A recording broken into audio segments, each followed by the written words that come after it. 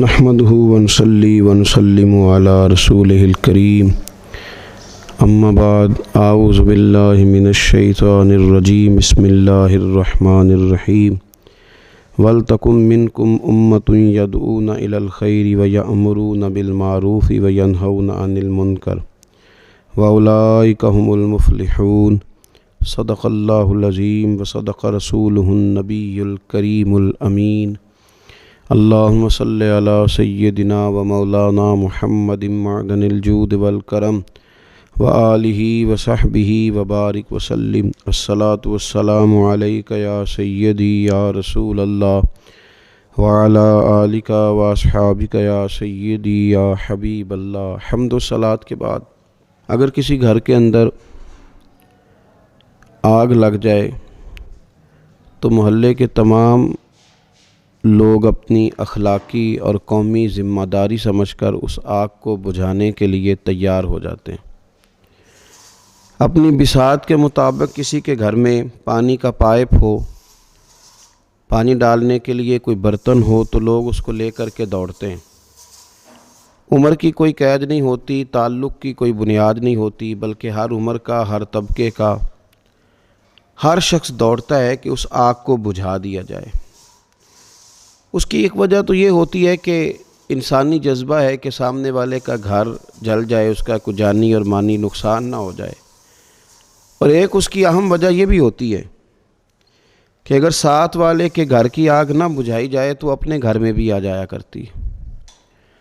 اور وہ ارد گرد کے بہت سارے گھروں کو اپنی لپیٹ میں لے لیا کرتی ہے۔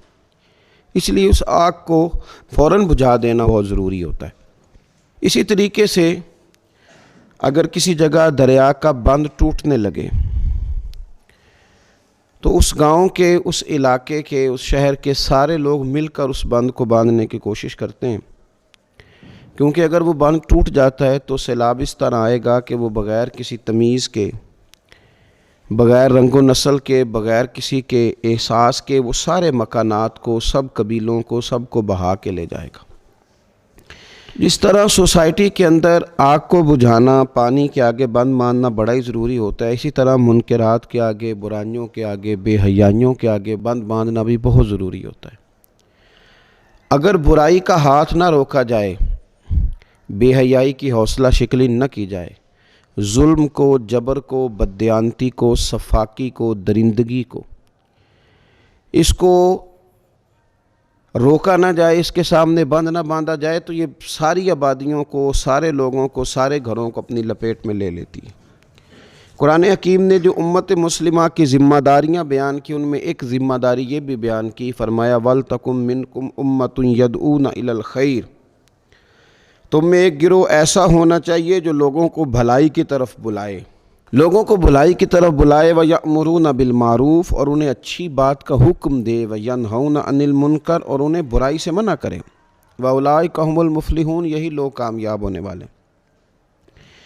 ایک جماعت ہمیشہ مسلمانوں کے بیچ اس طرح کی رہنی چاہیے جو ان برائیوں کے سامنے بند باندھے، جو آگے بڑھے، ظالم کا ہاتھ تھامے، سفاک کا ہاتھ تھامے، بددیانتی والے کو روکے،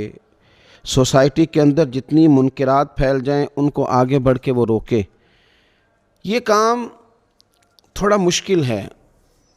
دو حکم ہیں مسلمان کو، ایک امر بالمعروف، ایک نہی عن المنکر۔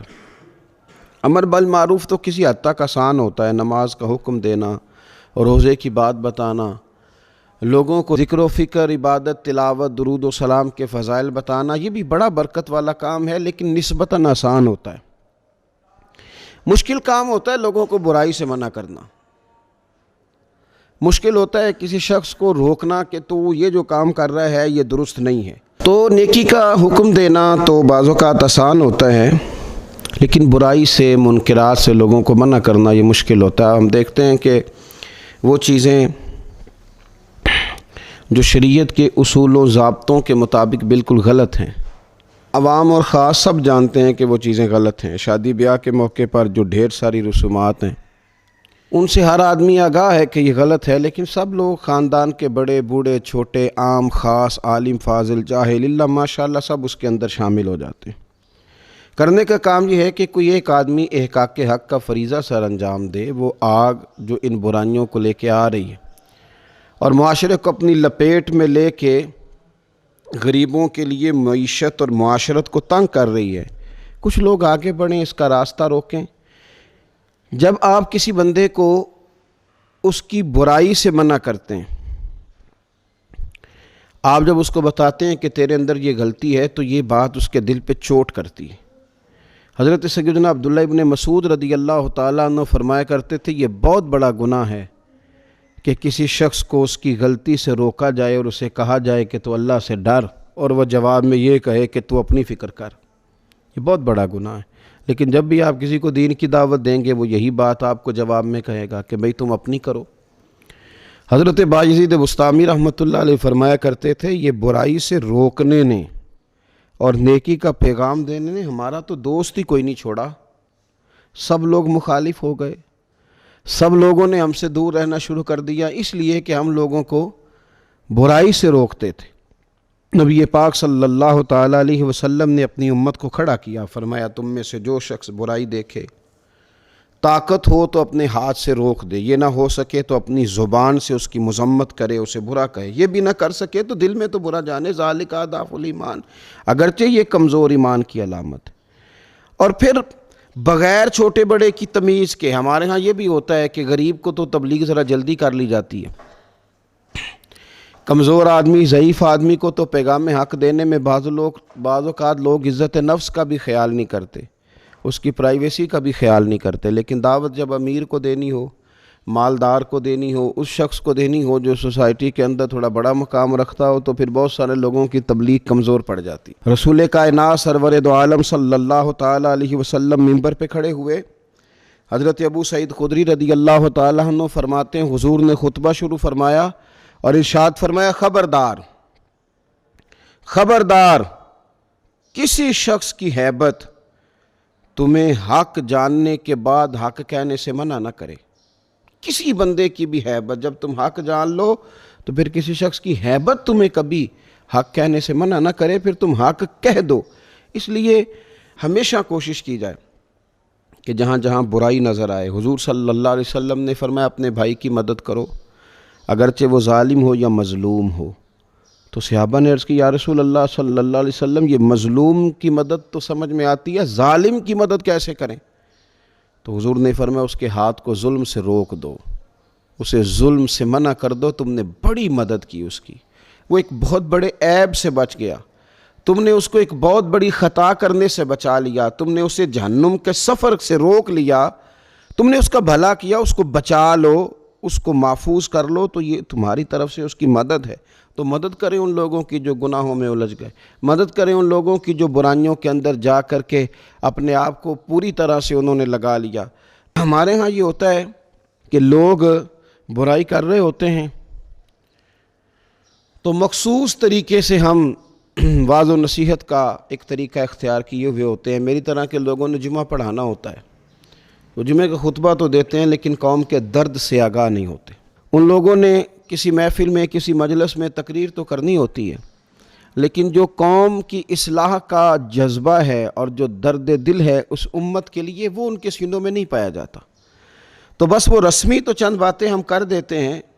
لیکن جو خاص اخلاص کے ساتھ دعوت دین ہے اور درد ہے کہ بندہ اس سے نکل آئے، وہ موجود نہیں ہوتا۔ بلکہ بعض اوقات تو یہ ہوتا ہے کہ منبر پر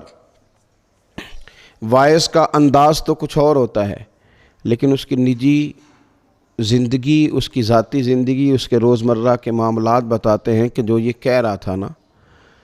وہ شاید لفظوں کا ہیر پھیر ہی تھا، جملوں کے تراشے ہی تھے، اس کا وہ درد دل نہیں تھا۔ نبی کریم سید عالم صلی اللہ تعالیٰ علیہ وآلہ وسلم نے ارشاد فرمایا، جس قوم میں گناہ کیا جاتا ہو اور کچھ لوگ دور کرنے پر قادر ہوں اور پھر بھی وہ دور نہ کریں، تو قریب ہے کہ اللہ سب پر یہ عذاب نازل کر دے گا۔ ان کے اندر طاقت تھی، یہ کہہ سکتے تھے۔ بہت سارے ہمارے ایسے قریبی دوست ہوتے ہیں کہ ہمارے ذرا سا بات کرنے سے وہ بات مان جائیں گے۔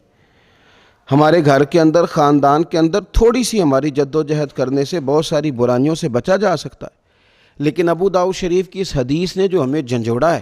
کہ کچھ لوگ قادر ہوں پھر بھی وہ قدرت کے باوجود، طاقت کے باوجود اگر منع نہ کریں تو قریب ہے کہ اللہ سب کو عذاب دے گا، سب اس کی لپیٹ میں آ جائیں گے۔ کیوں؟ اس لیے کہ انہوں نے توجہ ہی نہیں کی، وہ کر سکتے تھے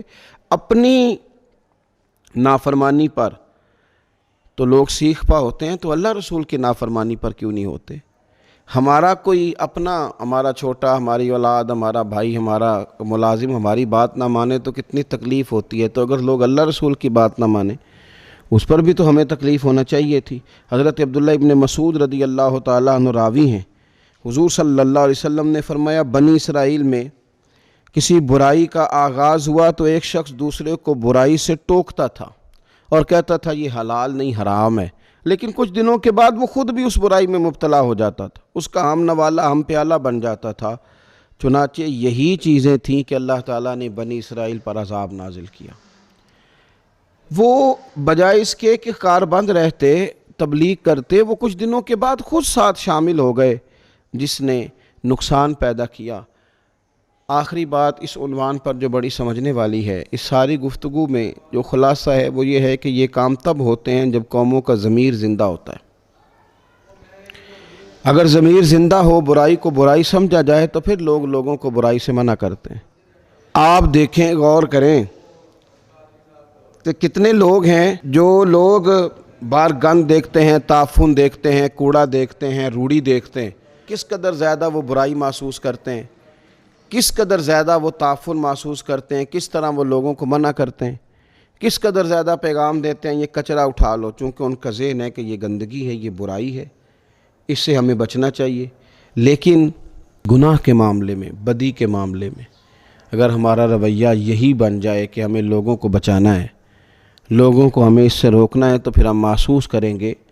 کہ ضمیر زندہ ہے، اور ضمیر زندہ ہوتا ہے تو پھر قومیں زندہ رہتی ہیں۔ اللہ تبارک و تعالی ہمیں عمل کی توفیق عطا فرمائے۔